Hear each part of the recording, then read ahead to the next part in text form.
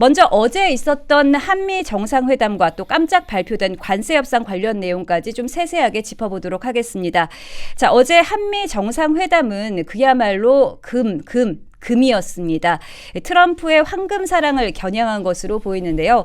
트럼프는 이 트레이드 마크인 빨간 넥타이 대신 민주당과 이재명 대통령의 상징색인 푸른색 넥타이를 메고 나왔고요. 이재명 대통령은 한글이 쓰인 금빛 넥타이를 착용하고 나섰습니다. 자, 뿐만 아닙니다. 금값만 1억 3천만 원어치가 되는 대훈장과 또 도금이긴 하지만 제작비만 1억이 든 금관도 선물했는데 이 트럼프 대통령이 당장 걸고 싶다라고 말하기까지도 했습니다. 어제 한미 정상회담 어떻게 보셨나요? 총평 부탁드립니다. 네, 에이펙 기간 중에 트럼프 대통령이 우리나라를 찾아와서 사실 선물을 좀 내놓을 것이라고 기대를 했었습니다.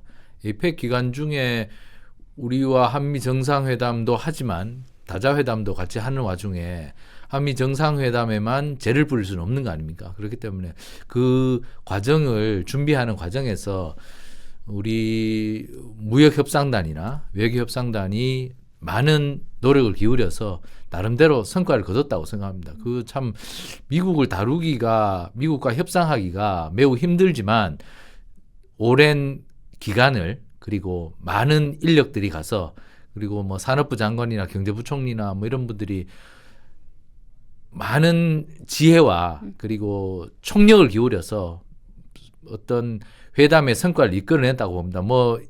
일부 사람들은 굉장히 좀 부족한 것이 아니었나 얘기는 하지만 사실 국가 간의 협상이라는 것이 100점짜리는 없다고 생각합니다. 항상 부족한 것이 있고 항상 호혜적이고 쌍방적인 것이기 때문에 어쨌거나 조금 불안한 점도 있고 조금 점수가 모자란 분도 있지만 어쨌든 이번에 관세 협상과 그리고 우리 투자 협상 그 두 부분에 대해서 나름대로 우리가 큰 손해는 보지 않았나. 우리가 비록 큰 이득은 얻지 못했습니다. 왜냐하면 우리가 미국은 FTA 국가였습니다. 그러니까 우리가 관세를 0%로 가다가 우리가 자동차 협상이 15%로 결정됐다 하지만 0에서 15%로 올라간 겁니다. 그렇기 때문에 좀 불만족스러운 건 굉장히 크죠. 일본은 FTA 국가가 아니었습니다. 그런데도 15%를 받았고 우리는 0%라는 FTA 국가였기 때문에 사실 어떻게 보면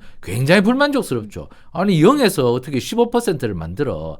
그렇지만 지금 미국이 우리에게 대하는 태도가 과거처럼 우리가 0을 자꾸만 주장하기에는 미국의 태도가 너무나 도전적이고 어떻게 보면 우리를 대하는 태도가 좀 호전적이기까지 하는 그런 모습을 보이기 때문에 우리가 막막한 대로 0을 고집할 수는 없지 않습니까? 그렇기 때문에 좀 불만족스럽지만 15%라도 자동차 협상에서 우리가 그 정도 관세를 얻은 것은 나름대로 한 8, 90점은 받은 것 아니냐 저는 그렇게 평가하고 우리가 미국에 또 투자를 해야 되는 돈이 3,500억 달러 이런 것이 있는데 이 부분도 우리가 3,500억 달러를 그냥 투자를 해버리면 우리가 외환위기가 찾아옵니다. 왜냐하면 우리는 지금 외환이 그만큼 충분한 나라는 아니기 때문에 연간 한도선을 200억 불로 정해서 200억 달러 내에서 그 해에 그만큼만 투자할 수 있도록 그래서 우리 외환 보유고에 충격이 가지 않도록 그래서 우리가 걱정했던 외환위기에 위험이 가지 않을 정도로 그렇게 그 두 마리 토끼는 어느 정도 잡은 것을 보면 우리가 일방적으로 미국에 당한 것은 아닌 걸로 저는 이렇게 평가합니다. 그렇기 때문에 우리가 쌍방호혜적인 그런 대칭적인 비례적인 그러한 협상이 아니었나 적어도 저는 그렇게 평가하고 우리가 그냥 미국에 일방적으로 따기를 맞는 수준은 아니었다. 우리 강대국과의 협상에서 잘하면 따기를 맞을 수가 있는데 그러한 측면에서는 우리가 어느 정도는 강대국과 상대해서 어느 정도 수확을 올린 것이 아닌가 저는 이렇게 평가하기 때문에 우리 국민들도 대략은 그렇게 보실 걸로 봅니다. 그렇기 때문에 오늘 여러 수출주, 자동차를 비롯해서 수출주가 주가가 어느 정도 괜찮은 반응을 보였고 그렇기 때문에 시장에서도 어느 정도 평가한 것으로 보인다. 그래서 이번 무역협상은 약간은 성공적이지 않았나. 그리고 최대한 우리 국가가 굉장히 노력해서 나름대로 수확을 얻었고 그 이면에는 국민적 지지가 있었다. 기다려준 국민들에게도 큰 공을 돌리고 싶습니다. 네, 뭐 이득은 없었지만 또 따기를 맞은 정도는 아니었다라고 말씀을 해 주셨는데요. 자, 그렇다면 세세하게 어떻게 진행이 됐는지 좀 짚어보도록 하겠습니다. 어제 있었던 한미 정상회담을 가진 이후에 갑자기 예상과 달리 관세 협상이 타결됐는데요. 좀 영상 먼저 보시겠습니다. 대미 금융투자 3,500억 불은 현금 투자 2천억 불과 조선업 협력 1,500억 불로 구성됩니다. 우선 2천억 불은 일본이 미국과 합의한 5,500억 불의 금융 패키지와 유사한 구조입니다. 다만 중요한 점은 우리는 연간 투자 상한을 200억 불로 설정하였다는 점입니다.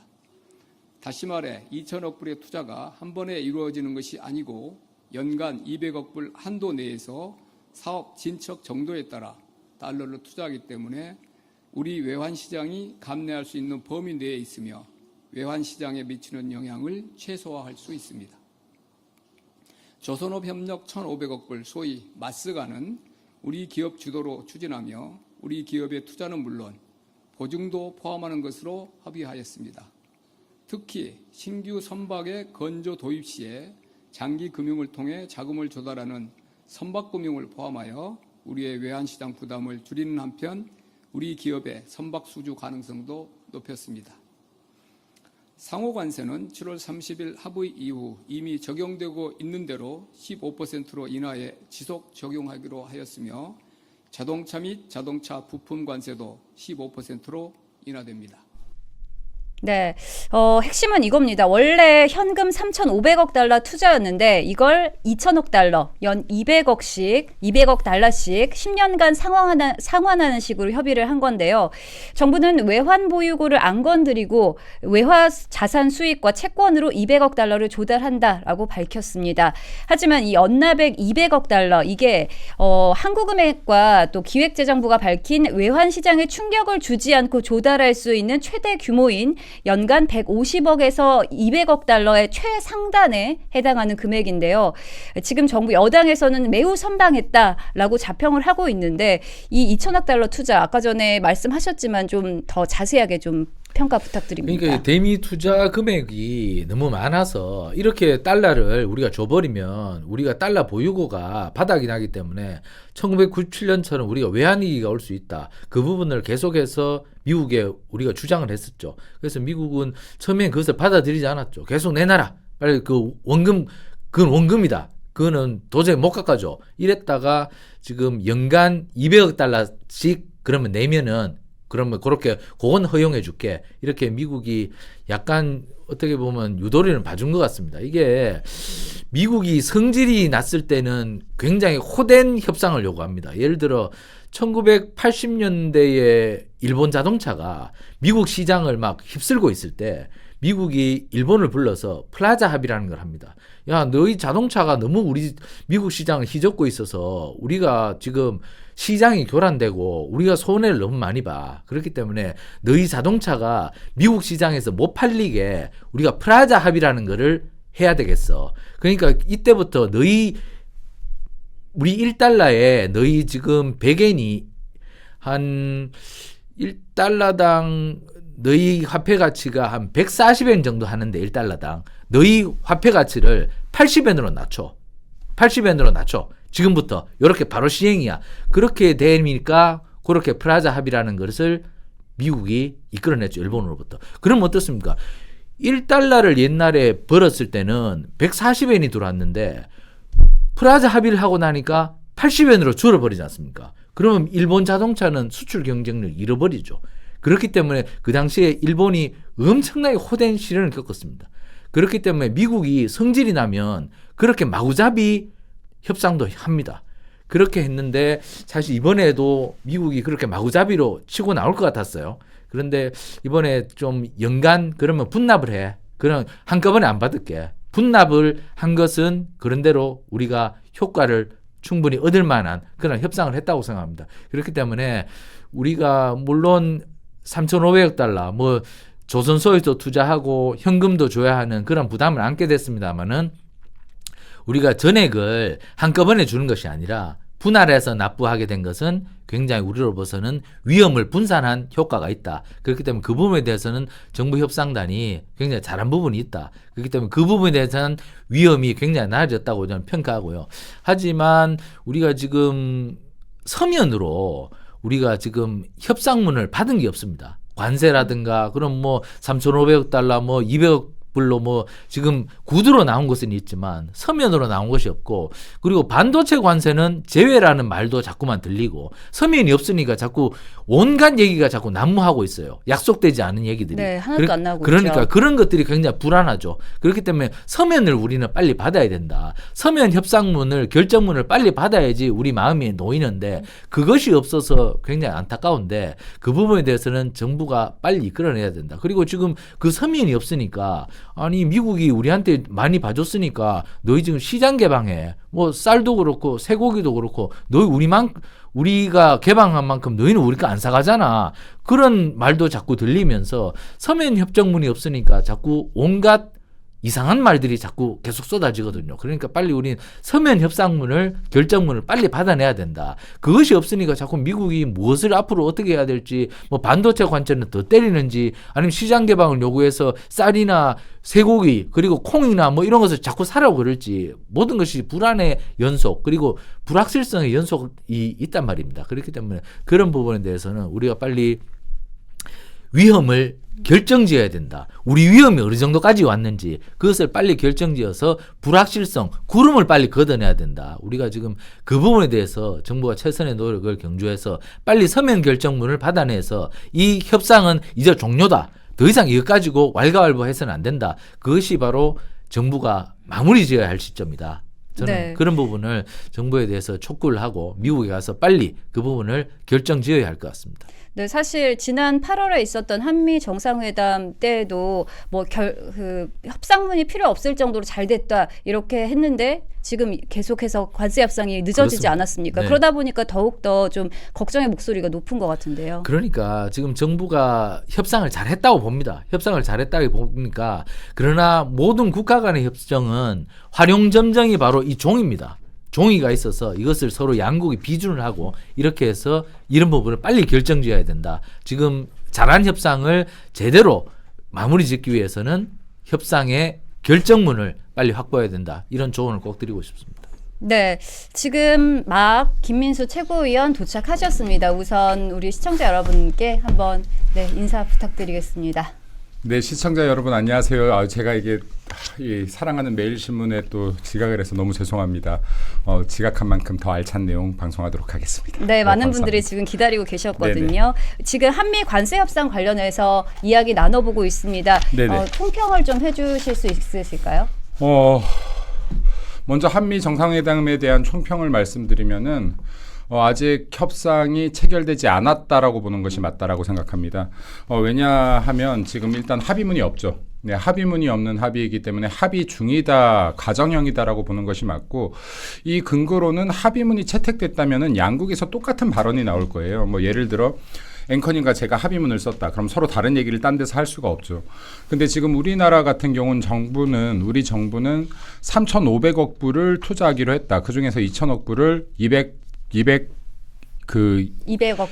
달러씩 네. 10년 동안 하기로 했다라고 하는데, 미국 지금 트럼프 대통령은 6천억 달러 이상이 투자될 것이라고 지금 얘기했어요. 일단 금액이 달라져 버렸네요. 네, 갑자기. 네, 그리고 그렇죠. 마찬가지로 또 미국에서는 이렇게 얘기를 하고 있어요. 한국에서 모든 시장을 다 개방하기로 했다. 근데 지금 우리나라에서는 소고기라든지 쌀이라든지 농산물에 대해서 기타적인 추가적인 이 수입을 막았다라고 얘기하고 있거든요. 여기에서도 또 차이가 발생한다. 그리고 또 미국에서 이런 발언도 나오고 있죠. 반도체에 대해서는 협상한 것이 아니다. 그럼 반도체는 지금 미국에서 100%를 주장하고 있었어요.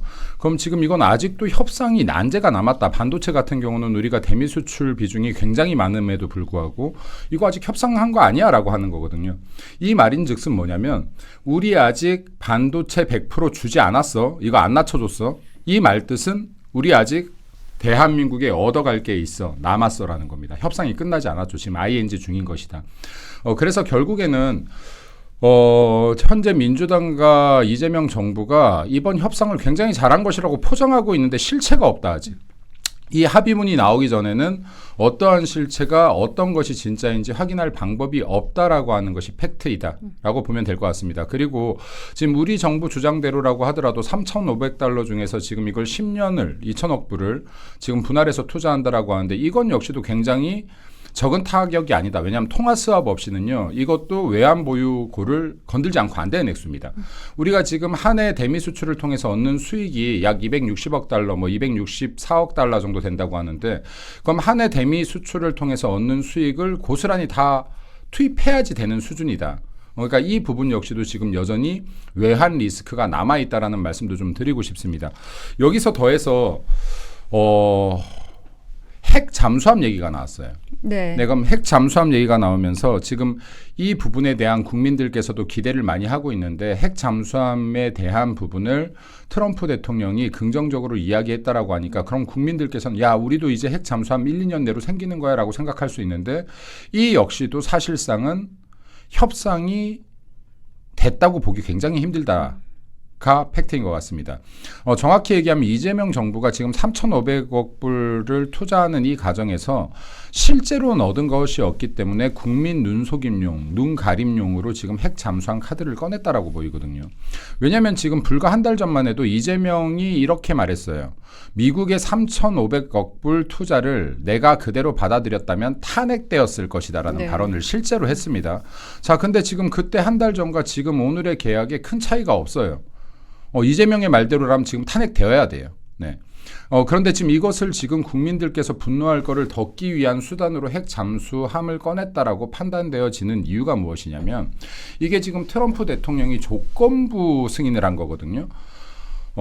그래 오케이. 근데 필라델피아 조선소에서 해라고 하는 거예요. 자, 근데 이 부분도 트럼프 대통령이 오케이를 했다고 되지가 않아요. 이건 미국에서 미 해군이라든지 미 의회라든지 네, 그리고 지금 이 관련 법이라든지 모든 것들도 제약을 풀어야 되는 부분들이 있습니다.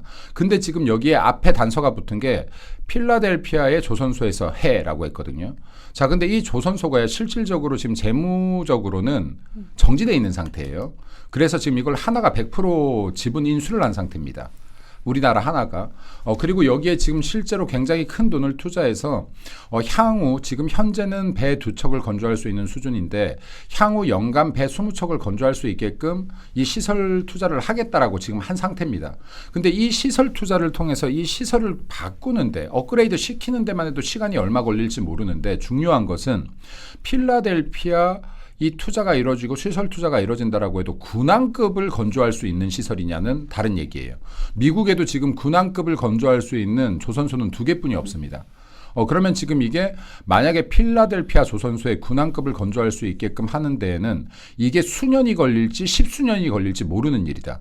이것은 결국에는 지금 굉장히 먼 일이고 현실 가능성이 굉장히 떨어지는 것으로도 볼 수가 있는데 이 부분 역시도 만약에 정책, 그러니까 이 지금 협상의 실패를 가리기 위한 국민들을 기만하기 위한 카드로 쓴 것이 아니라고 한다면 보다 명확하게 설명이 나와야 될 것이다. 어떠한 방식으로 이 핵 잠수함을 건조할 것이며 언제까지 되는지 구체적인 계획이 나와야 될 것이라는 말씀도 더불어 드리겠습니다. 그리고 마지막으로 말씀드리면 관세 협상이나 외교에는 여야가 없습니다. 지금 제가 말하고 있는 건 역시도 이재명 정권을 비판하고 있지만 이 비판하는 이유는 잘못되라고 비판하는 게 아니에요. 진짜로 여야 구분이 없이 국익과 국민을 위해서 잘 되어야만 하는 것이기 때문에 숨기려고 하지 말라는 겁니다. 예를 들어서 이거 숨겨서 야 이거 만약에 우리가 협상 실패한 거 티나가지고 국민들한테 지지율 떨어지면 어떡하지 우리 어떡하지 이 고민을 하게 되면 계속 숨기고 가리려고 합니다. 문제 해결에 접근을 못해요. 근데 우리 어떡하지가 아니라 이 협상 실패하면 우리 나라 어떡하지? 우리 국민 어떡하지로 이 관점이 바뀐다면 지금 대략 오픈해야 된다. 미국과 협상을 해보려고 했는데 이런 부분에서 타결이 잘 안 됩니다. 이런 부분이 좀 부족합니다. 이런 부분 국민 성에 안 찰 것 같습니다. 이렇게 이야기하면서 야당에도 협조를 구해야 되는 거예요. 야당이 알아야지 도와줄 걸 도와줄 거 아닙니까? 지금 여기 우리 국민의힘에서 이거 민주당 아무리 싫다 그래도 이 간세 협상 망하길 기도하는 사람 한 명이라도 있겠습니까? 미국과의 여기 한미 정상회담 망하길 기도하는 사람이 있겠어요? 이거는 지금 국민의 삶과 직관되는 것이고 대한민국 기업과 직관되는 것이기 때문에 정말로 잘 되어서 우리나라의 기업들이 고통받지 않고 우리 국민들의 삶이 힘들어지지 않기를 바랍니다.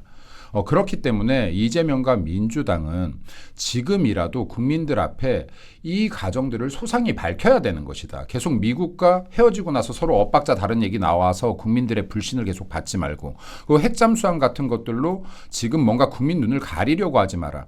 지금 오늘 이거 시진핑이 와가지고도 핵잠수함에 대해서 불편한 신기를 내비쳤지 않습니까? 자, 그러면 제가 한번 말씀드려 볼게요. 추론을 해볼게요.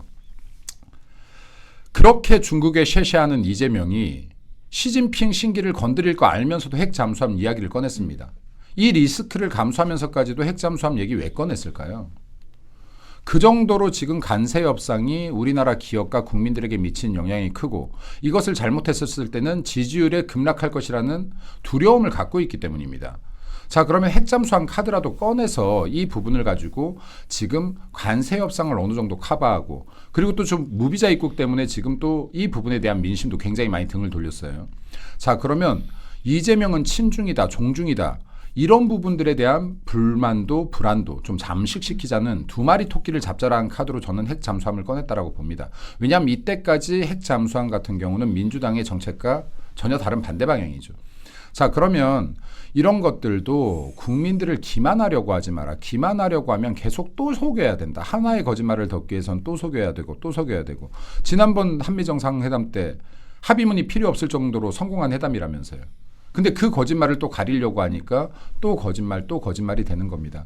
그래서 여기 이재명과 민주당에 진지하게 경고를 합니다. 이 관세 협상과 이번에 정상회담 같은 경우는 대한민국 미래를 좌우할 수 있는 중요한 안건이니만큼 솔직하게 국민들에게 그 정보를 오픈하고 도움이 필요하다면 우리 야당에도 도움을 구하라라는 말씀을 드리고 싶습니다. 네, 얼른 이제 협상문이 좀 투명하게 공개가 돼야 할 것 같습니다. 자, 사실 3,500억 달러 중에서 2,000억은 이렇게 10년간 200억 달러씩 상환하고 나머지 1,500억 달러는 조선업 협력으로 명시해서 한국 기업 주도로 추진하게 됩니다. 단기 충격은 막았을지는 몰라도 이 3,500억 달러 투자는 그대로 이어지는 셈인데요. 자, 이 직접 투자뿐만 아니라 보증 등 간접 투자 방식도 포함된다고 하긴 하는데 이 합의 또 어떻게 보십니까? 예, 뭐 불완전한 게 많죠. 그러니까 이런 부분들은 또 세부 협상을 통해서 또 풀어갈 것들이 아직 많이 남아 있습니다. 그렇기 때문에 시간을 갖고 앞으로 더 나가야 된다. 그리고 또 부족한 것이 뭐 우리의 주력 산업 중에 하나인 또 철강 산업 같은 경우 또 50% 관세가 그대로 유지되고 있지 않습니까?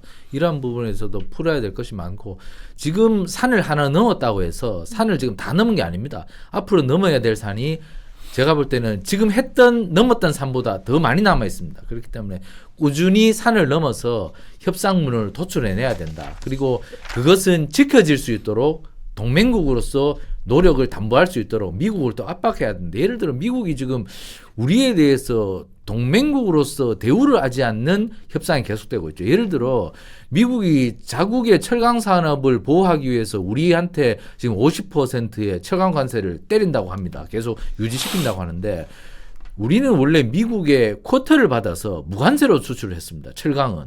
그만큼 미국은 우리에 대한 신뢰가 두터웠습니다. 근데 미국이 지금 철강에 대해서 다시 보호무역을 하겠다는 것은 철강 산업을 잃어버리면 강대국으로서의 위치를 잃어버립니다. 왜냐하면 무기를 못 만듭니다. 철강을 잃어버리면. 지금 미국이 조선에 대해서 두려워하는 것도 그 해양을 잃어버릴 수 있다. 그리고 중국 군함에 밀릴 수 있다. 이런 것이거든요. 안보 불안이 이것을 차지하고 있는 겁니다. 그렇기 때문에 미국에 대해서 철강을 미국에서 생산하지 않더라도 동맹국인 한국이 생산해내서 무조건 미국에 그 물량을 최우선적으로 준다. 미국이 만약 수출을 생산을 못하면 그런 신뢰만 심어주더라도 미국이 우리를 믿을 수 있는 것이죠. 그렇기 때문에 그 부분에 대해서는 또 동맹의 협상국으로서 풀어나가야 할 부분들이 있다. 그리고 미국에 대해서 우리가 지금 동맹국으로서의 신뢰를 계속 심어준다면 이런 부분 저는 충분히 타개해 나갈 수 있다고 봅니다. 그러니까 지금 무역협상국으로서 자꾸 볼 것이 아니라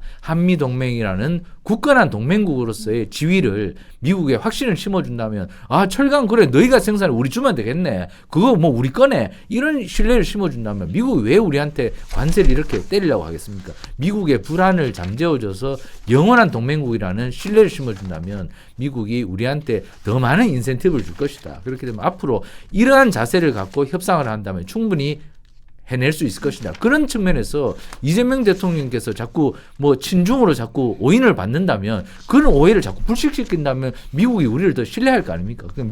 미국에 대해서 신뢰를 심어줄 수 있는 노력을 이재명 더불어민주당 정부가 해낸다면 미국이 우리한테 관세를 획기적으로 낮출 수 있고 적어도 뭐 철강도 예전처럼 쿼터를 해서 무관세로도 들어갈 수 있는 것 아니냐. 우리가 한 만큼 저는 더 좋은 노력의 결과를 얻을 수 있다고 생각합니다. 정부가 좀 분투해서 더 많은 노력을 기울여 주시기를 제가 기대를 하겠습니다. 네, 이 철강 50% 관세가 계속 적용을 받으면서 좀 걱정이 되는 부분이 있는데요. 또 자동차 관세 이야기를 좀 해보겠습니다. 자동차 관세가 25% 적용받다가 이제는 15%로 낮춰서 적용을 받습니다. 뭐 원래는 0%였지만 뭐 15% 이게 뭐 좋은지 나쁜지 저는 잘 모르겠어요.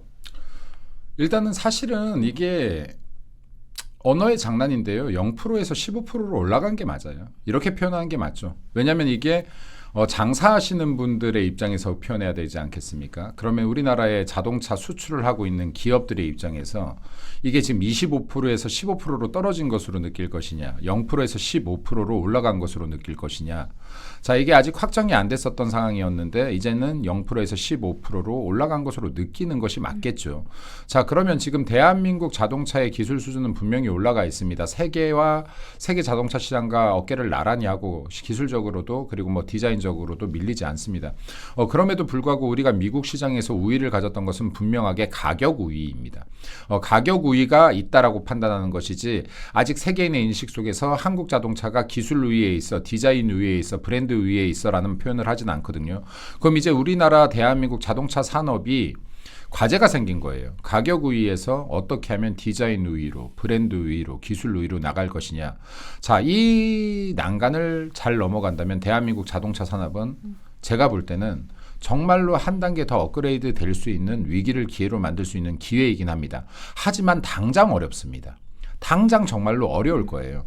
그렇기 때문에 이 부분에 대해서는 잘된 것이냐 못된 것이냐를 따지기보다는 대한민국 자동차 산업이 힘든 부분이 있을 수 있기 때문에 국가적인 차원에서 이러한 어려움들을 어느 정도 지원할 수 있는 부분이 있는지를 찾아보는 것이 중요하고 그리고 그 사이에 또 우리 자동차 기업들은 세계에서 가격 우위가 아니라 실력 우위 그리고 브랜드 우위를 장악할 수 있는 기회로 삼는 것이 중요하다라는 말씀 드리고 싶습니다. 네. 하지만 지금 언제 적용될지 아직 정해지지 않았잖아요. 이게 국회에 대미투자 특별법을 제출하는데 통과 시점이 아닌 제출 시점부터 소급 적용한다고 합니다. 그럼 언제쯤 이루어지게 될까요?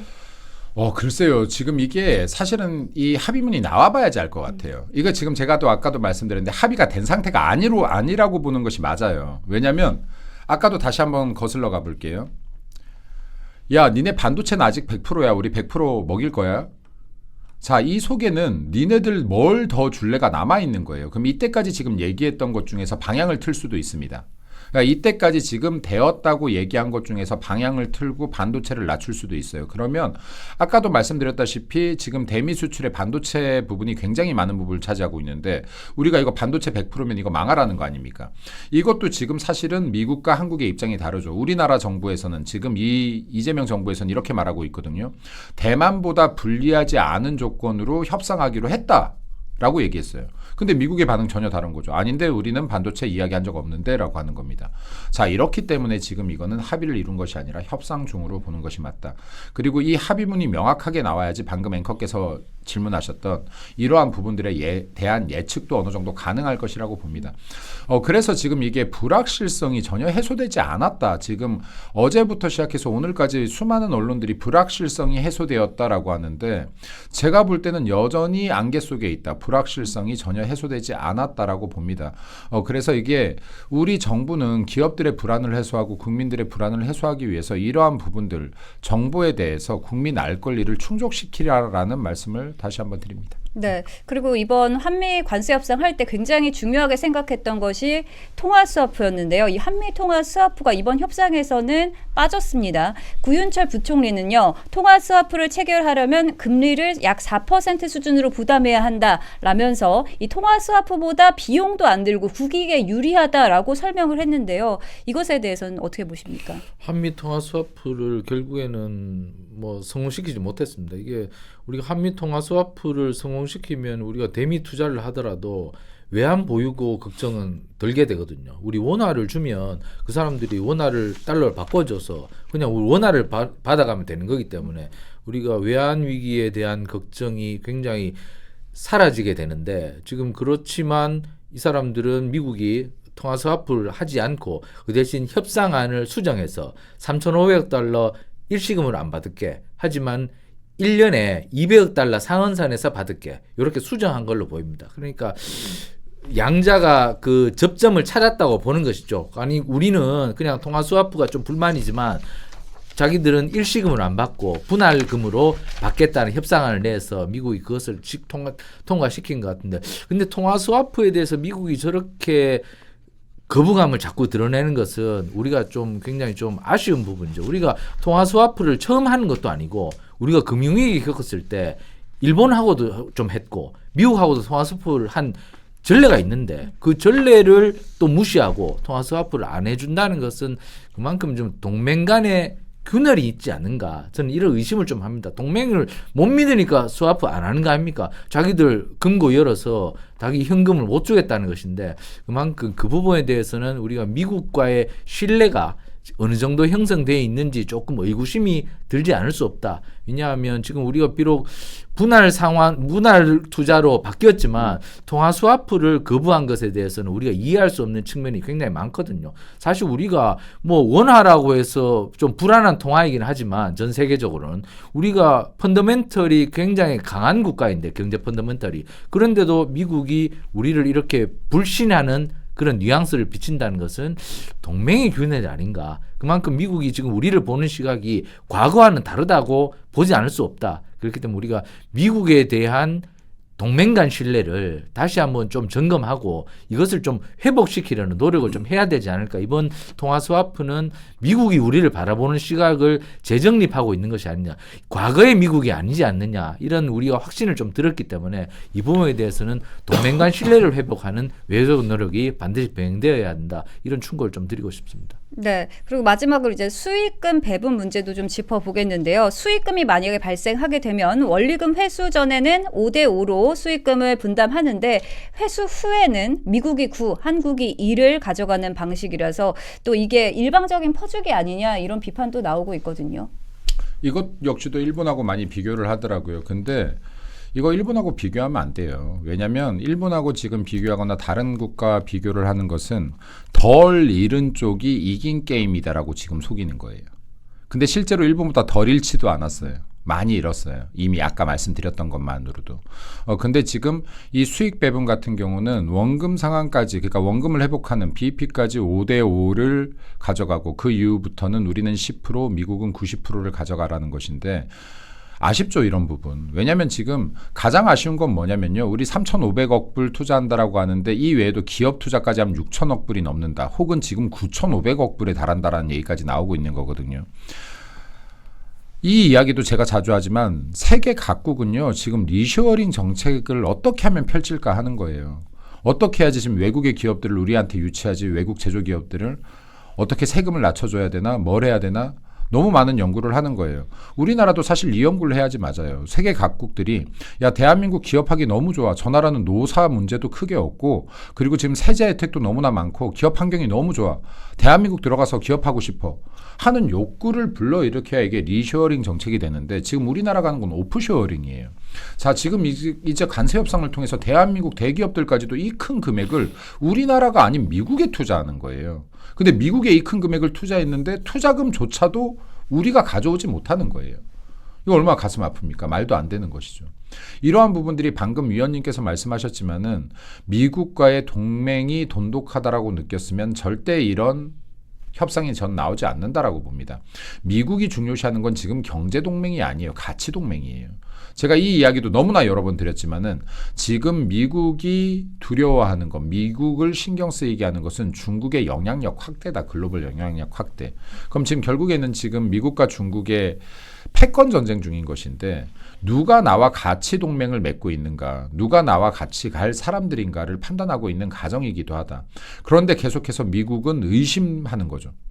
야 이재명이라는 사람이 불법 대북 송금에 개입됐다던데 이거 진짠가? 이거 진짜니 니네? 그리고 이재명 맨날 너 중국 보면서 쉐쉐한다던데 이거 진짜야? 니네들 중국하고 엄청 친한 민주당이 정권 잡았다는데 니네 중국하고 진짜로 친한 거 맞아? 계속 묻고 있는데 아니라는 답변이 안 돌아오는 겁니다. 아니라는 답변이 안 돌아오는 거예요. 그렇기 때문에 지금 이 협상 타결을 해주지 않고 있는 것이다. 이거 지금 협상 타결된 거 아닙니다. 아직 합의가 된 게 아니에요.